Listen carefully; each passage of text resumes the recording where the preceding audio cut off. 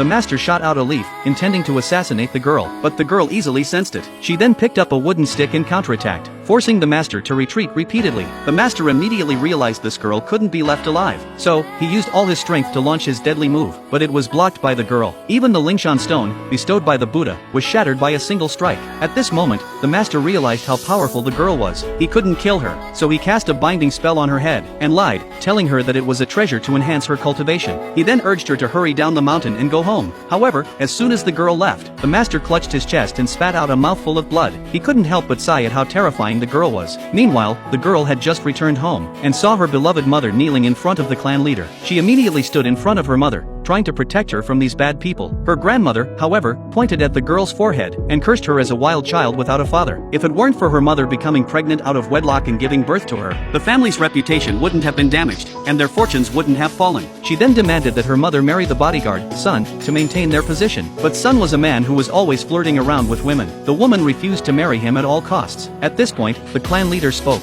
Ever since he had developed a leg illness, the Zhao family had been suppressing theirs. He was unwilling to continue living in shame, so he needed the son's martial arts secrets to wipe away the disgrace. If her refused, he would have her daughter's hands and feet broken and feed her to the wolves. The woman panicked immediately. At this moment, the little girl was furious. She had never expected her elders to be so cruel. Just as she was about to lose control, a servant came in to report that the Grandmaster's confidant had arrived. The grandmother quickly pushed the mother and daughter out to avoid embarrassing the family. However, as they crossed paths with the Grandmaster's confidant, he thought the little girl's face resembled the Grandmaster's to some degree. Before he could think more about it, the grandmother hurriedly invited him inside. He had come to deliver the Grandmaster's message. He stated that a martial arts competition would be held in 3 days. The winner would become the Grandmaster's direct disciple. The grandmother was overjoyed. She told her son to work hard, as he was the only one left in the Qi family to participate. The confidant, however, furrowed his brow, and stated that everyone from the 6 major families must participate. This was because the Grandmaster was hosting the competition to find an extraordinary talent, and that talent had shattered the Buddha's Lingshan stone. After the confidant finished speaking, he disappeared in front of the clan leader. Meanwhile, the mother and daughter had been locked in the firewood room. The grandmother came to inform them that the little girl must participate in the martial arts tournament. The mother was worried that her daughter, being so young, might be in life-threatening danger, but the grandmother's real goal was to have the little girl die, so she could marry the woman off to the bodyguard, Sun, and secure her son's future. The little girl, determined not to let her mother be bullied, swore that she would participate in the martial arts tournament, and promised to win the championship,